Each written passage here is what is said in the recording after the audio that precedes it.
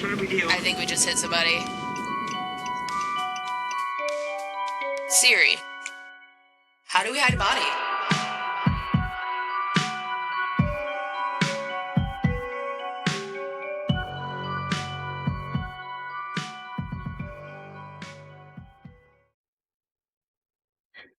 Hey guys, welcome to Midwest Moms.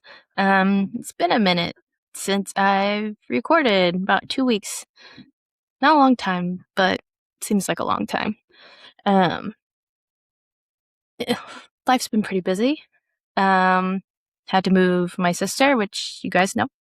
I had to move her to her new house with all her kids, and then it was their birthday. So we had to do birthday parties and new home parties, and had school registration, had meetings at work. Like, I'm exhausted. So exhausted. But I'm also on new medications, mood stabilizers, so that's making me even more exhausted. If you know anything about mood stabilizers or any kind of bipolar medications, you know, it takes a toll on your brain, it takes a toll on your body, and I am struggling very bad. But yeah, enough about me. You guys aren't here to know anything about my life. So, let's jump into it, shall we? Yes. Last episode, I skimmed the surface of some of the officials in charge of the Gilgo Beach investigations. Safe to say they were some bad human beings, okay? Not overreacting, not stretching that far, okay? They should be held responsible for the negligence and all the lives lost because of their laziness and negligence, and how they felt about sex workers. Because they didn't really think sex workers deserve any kind of respect or be shown any kind of dignity. So, yeah, and if you know anything about Jimmy, you know he likes his prostitutes, but he likes to beat them and humiliate them. If you haven't caught on yet, talking about the Gilgo Beach murders, okay? Rex Hewerman. This is a piece of shit that was finally caught after 30 years. Yes. 30 years it took for the police to find this man, and he was just hiding in plain sight. He was. So, the Gilgo killings were a series of murders on Long Island and New York between 1993 and 2010. Okay? Shannon Gilbert's 911 call pretty much set everything in motion. She called 911 begging for help, saying someone was chasing her. And if you've heard the 911 call, it's pretty devastating, okay? I'm pretty sure we hear her getting murdered, begging for her life, and then it just cuts. And I think that's when she got killed. But, yeah, she was on the 911 call for 23 minutes, and they still couldn't find her. Just, very frustrating. But on the first episode of this series, we talk about the Gilgo Four, okay? We talk about Melissa, Maureen, Megan, and Amber. They were found in December of 2010 because the police were originally looking for Shannon Gilbert. And they didn't find her then. But, they didn't even find these bodies on purpose. It was a cadaver dog training, and they just stumbled upon these women. So, 4 of them were found in December 2010, and then 6 more additional bodies were found between March and April of 2011. 10 bodies. 10 bodies on a 5-mile stretch of land. They were all right there for so long. And some of these women were killed way back in the 90s. So they were just bones. That just shows, I don't know. Getting off topic. But Rex, the asshole. He was a Manhattan architect. He was an architectural consultant. He knew how to get around the red tape and how to kind of push projects forward legally, I guess. He was a real go-getter. Let's just say that. He had a wife, and he had 2 kids with his wife. The first, his son was adopted because his wife had him with her previous husband. And then he had a little girl. I like his daughter, okay? She's cool. They lived a fairly normal life. They lived way below below their means. Like, he grew up a mama's boy, of course. It's not a surprise. He ended up buying his childhood home, and he refused to upgrade anything. Like, it was a really nice neighborhood, and the house was, like, falling apart. People called it dilapidated. And on Halloween, the kids would, like, go around the house. They didn't even want to go knock on the door, which kind of says something if kids don't even want to go to your house on Halloween, and it looks creepy, but it's too creepy and too real for these kids. Okay? So it was like he had his family living in a time capsule of his childhood. That's what I feel. I don't know. Not a psychiatrist. Don't know anything about people's brains or nothing, but it kind of like he really clung to his childhood. I don't know why, but he did. His father, by all means, he was a great man. He was a war hero. He is a veteran. He unfortunately died when Rex was only 12. Those are really important years to have a male figure in your life as a boy, or some kind of father figure, or some kind of respectable human being in your life to kind of direct you and teach you how to be an upstanding citizen. But he didn't have anybody. He just had mommy. And usually with mama boys, sons can do no wrong, you know? They can be awful. They can do horrible things. And the moms, they'd never believe you when you say their child was awful. Rex married his wife, Asa, in 1996. He adopted her son, and then they had their daughter, like I just said. To Asa, Rex was like her knight in shining armor. Okay? The way she talks about him in the documentary, she says he's tall, dark, and handsome. I don't know where she sees the handsome. He was tall, and his hair was dark. That's about it. People describe him to look like an ogre. And he didn't look like Shrek when he turns into a guy. He looked like Shrek before he turned into a human. Like, if you've seen the pictures, you understand. And jail hasn't done anything good for him. Let's just say that. He married Asa in April of 1996. 1996, okay? The murders, they go back to 1993. So he was an established serial killer when he swooped in and saved Asa. Like, he was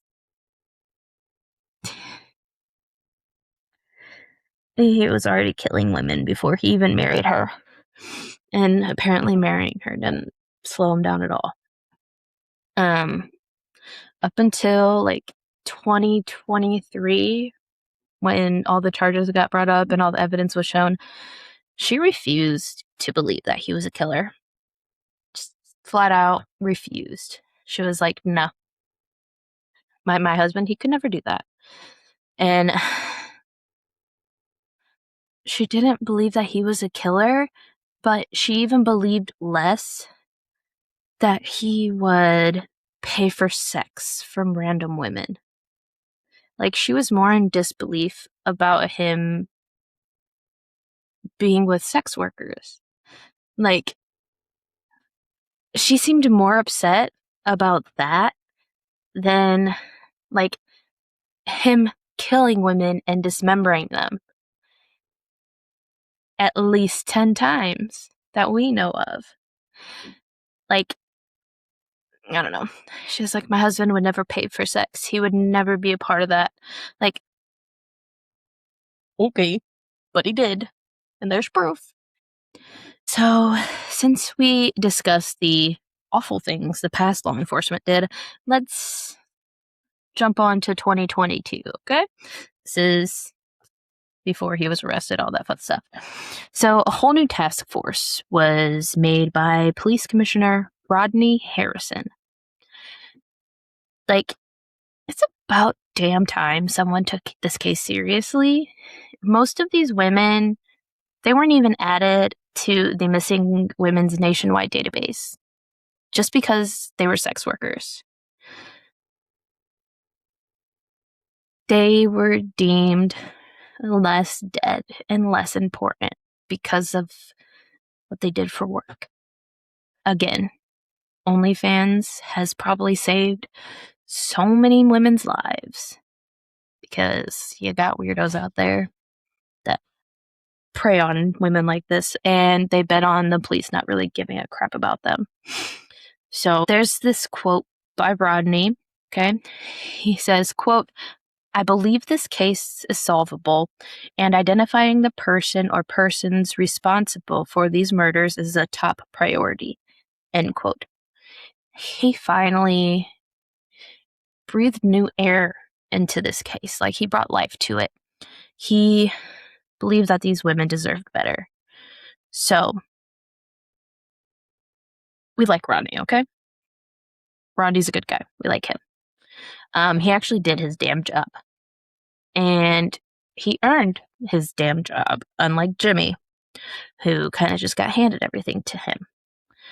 So the task force included investigators from the FBI, New York State Police, Suffolk County Police Department Homicide Squad, and Suffolk County District Attorney and Suffolk County Sheriff's Office.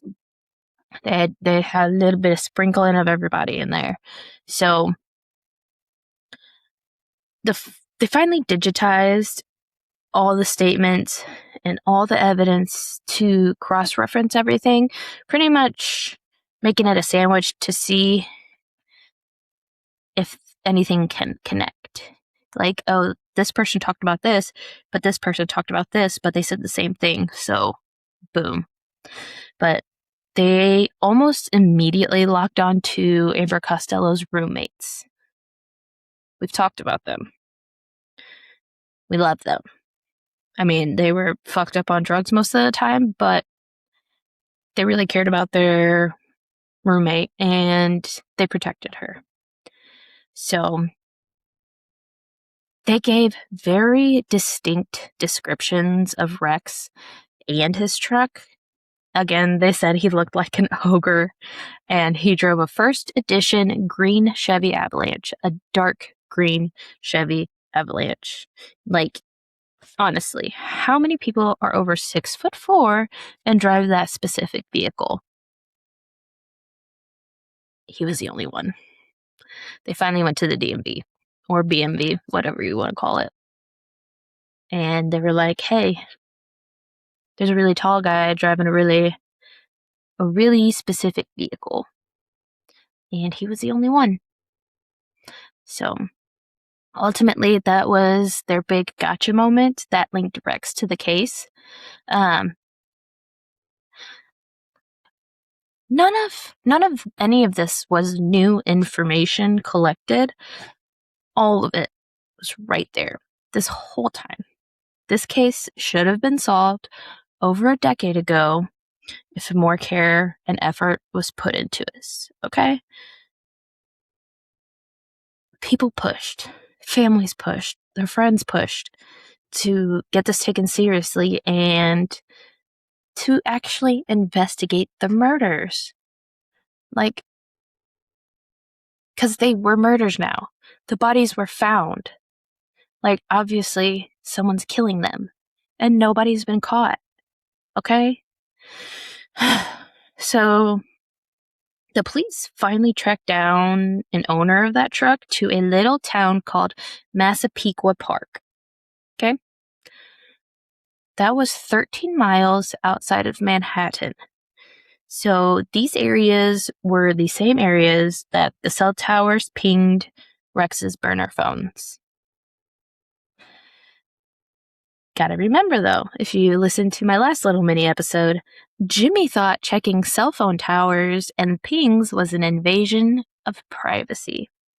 He thought that was going too far. To catch a killer? Really, Jimmy? I'm glad you're in jail. You deserve to be in jail. 'Cause this is your fault.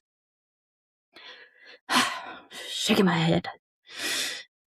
It only took 3 weeks for the task force to have Rex as a suspect. 3 weeks. When everyone up until then couldn't even find one maybe possible suspect. So they tracked the cell data from the burner phones that Rex used for a period of 2 years. They linked that geographical data of his registered phone and those of Costello, and they tracked his internet searches and his credit card use, and it quickly unfurled his double life. His family life and his private life finally collided because he took his cell phone, his regular cell phone, with the burner phones. So they were still pinging the same towers.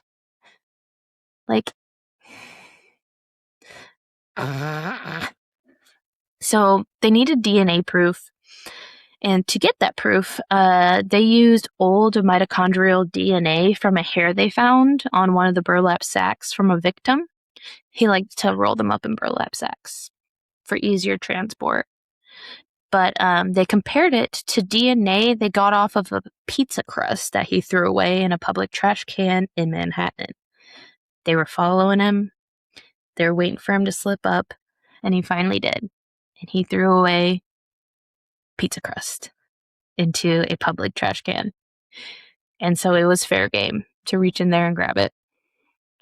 Yes. So they figured out Rex had committed the crimes while he sent his family on vacation, and he would catch up with them later. He would send them to Six Flags, or he would send them back to where Ace is from, which is Iceland, I think. She was adopted and moved to the United States when she was really little, but she has family over there, so she would take her kids over there. And it would create the perfect atmosphere for Rex. He would transform into this massive predator. Amber Costello's roommates, the guys that gave the description of him in his truck, they talk about how his eyes were crazy. His pupils were just blown, almost completely black, and his voice was so calm. When he would call his victims' families, they would remember that from his conversations. He was very well spoken and extremely calm and direct. And I feel like that is chilling. When the boys kicked him out of Amber's house, he completely calm and just looked at her and So I'll see you around. Like, as these men are shoving this massive human being out the door, he just locks eyes with you when you know he was about to hurt you. And he just says, I'll see you around. Creepy. So they found a lot of evidence. Like, the amount is insane. And it's so many little things that would just find their way back to Rex. Like, he had a Tinder account on one of the 2 burner phones they found on his person at the time of his arrest. He had 2 burner phones on him when he got arrested, and he had a fake Tinder account on one of them. Okay? Here is the most damning evidence. Like, this is insane. Like, seeing this online and reading it firsthand,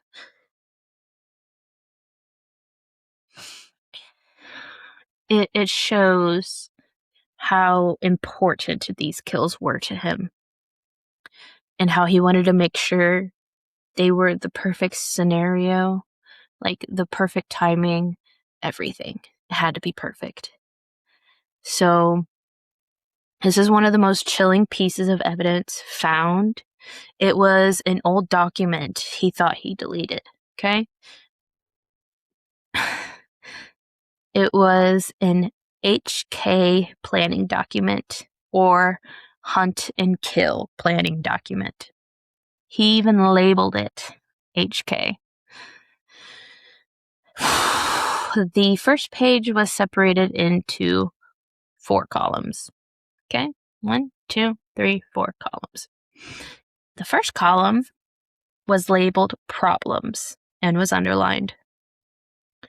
Some of the, quote, problems, end quote, he listed were bloodstains, shoe prints, hair and fiber, fingerprints in the gloves, photos, question mark, truck stuck, DNA, and witness. Those were the list of problems he thought he would run into, okay? And column number 2 was labeled supplies, and that was also underlined. Some listed supplies are lye and acid. If you're messed up like me and you know what those do to a body, but he spelled it wrong. He spelled lye wrong. Just saying. I think he did that on purpose, but what do I know? So, lye and acid, police scanner, a rope or a cord, hairnets, photo film, body wash wipes, bags, tape, medical gloves, a burn can, tarps, drop cloths, a saw, and more cutting tools. That was his little supply checklist. And column 3, 1, 2, 3, column was labeled DS and was also underlined. They assume it means dump site, and it just lists different areas off the highway. Like, not specific, but we all know where those bodies were found. And then the very last column, 1, 2, 3, 4, fourth column, is labeled TRG, and that is also underlined. They think it means targets. And it lists Megan, question mark,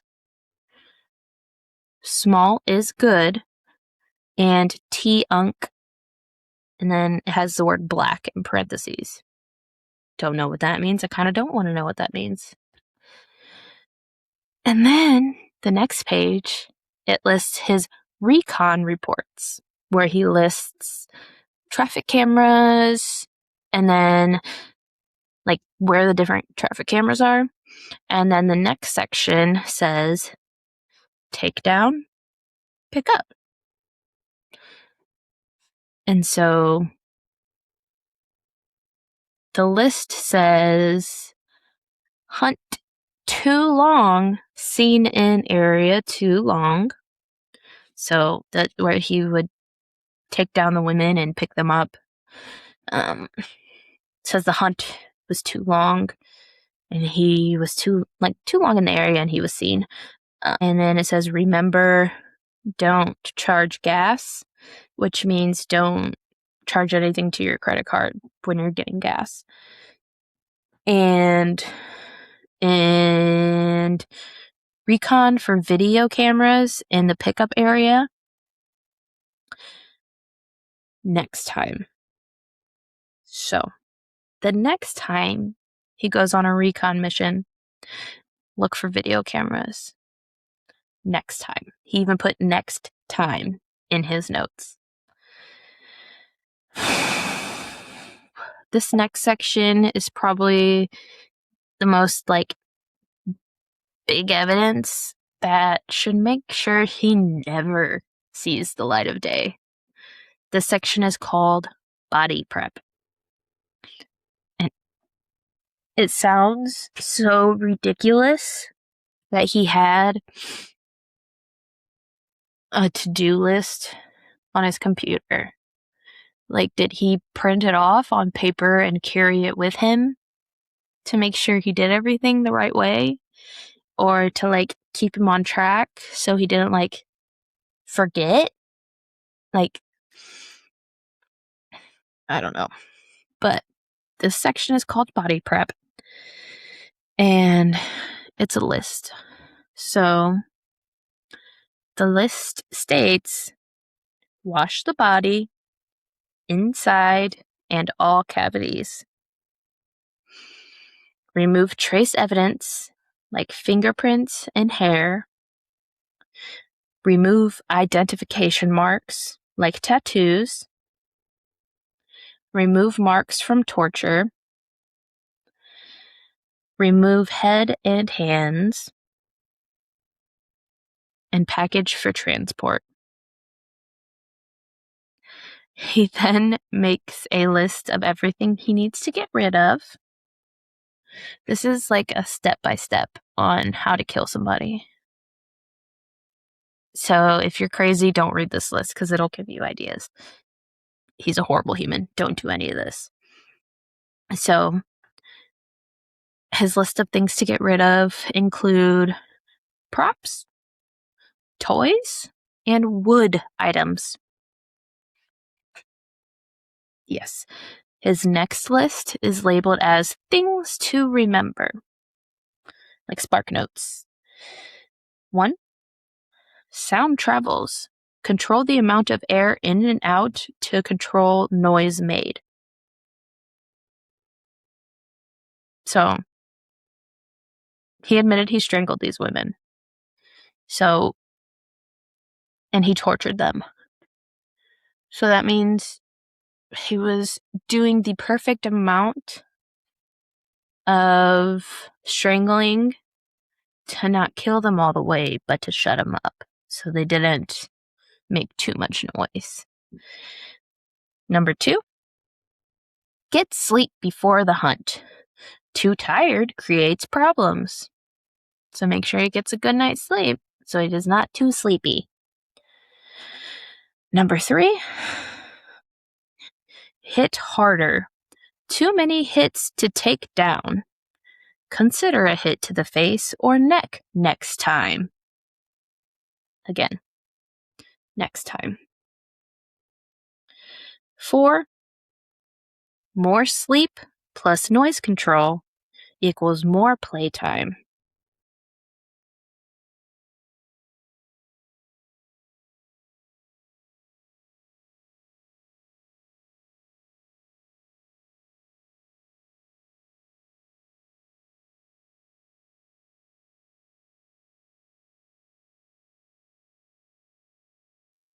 So that means if he gets a good night's sleep and he keeps the women quiet, he can play more. play. Calls it playtime. Number 5, use push pins to hang drop cloths from ceiling, not tape. Because, tape would hold a lot of fingerprints, and he's got to have that drop cloth on the ceiling so he doesn't make a mess. And so, number 6, use heavy rope for neck. Light rope broke under stress of being tightened. AKA, he messed up and got too light of a cord the first time, or the previous time, because there's going to be a next time. So he has another little thing for side notes. 1, spur of the moment, cover, ? Stockholm Syndrome. It's like he wanted to keep them and be the knight in shining armor. Kind of sounds like his wife. 2, the more you do, the more clues you give. Number 3, look at the, quote, painting, end quote. What, why, who? He wants it. It's his masterpiece, pretty much. Like, step back and enjoy your moment. Okay. Number 4, organized versus disorganized. Organized killer versus disorganized killer. I think he was trying to figure out his own profile, like as a killer. Because on number 5, he says page 162, sex substitution, page 163, page 175. He's referring to the famous book Mindhunter. And on those pages, they are describing the different profiles of the different types of killers. And it seems like he's like building the type of serial killer he wants to be. So he has his pre-prep list, like what he needs to do to get ready for one of his hunts. He needs a vehicle inspection, engage T1, target 1, recon DS1, so recon drop site, locate DS2, find alternate drop site, weather reports for the area, recon video cameras, possible traffic cameras, recon pickup zone for video cameras. And his prep list states set up stage, holding area, build table, crossbar, hardpoint.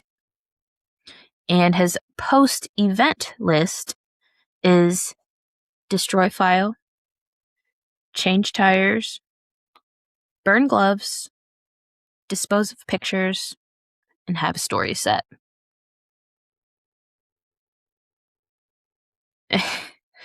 He's a very type A person, where he has the worst acts a human could do, down to a checklist, a honey-do list. Like, it's like a little kid when your mom writes down your chores on a piece of paper. And he created it into a Word document. And who knows how many times he used that checklist to make sure that he did everything the right way. Because he's put it down to a science at this point. So,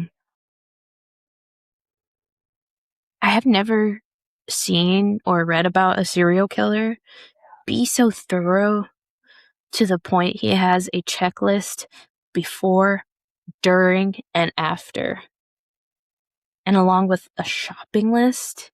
And this was dated 2002 through 2004. So he used this checklist for 2 years. But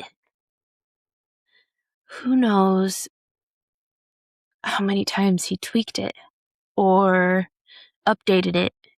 Like, I don't know. But yeah. So Rex kept killing until 2010 that we know of. Like, nobody talks about this, but he had a second property in like North Carolina or South Carolina, one of the Carolinas. He had a second property that he would go to for vacations. And he went to Vegas a lot. And he says, I was just always drunk in Vegas, drunk and gambling. You have a hard time controlling yourself sober.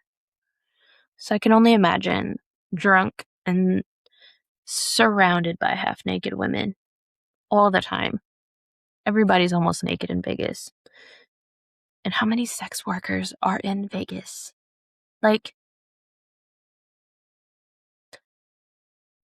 I really hope that they're still looking into this, because he could have done so much worse, and he could have killed so many more women.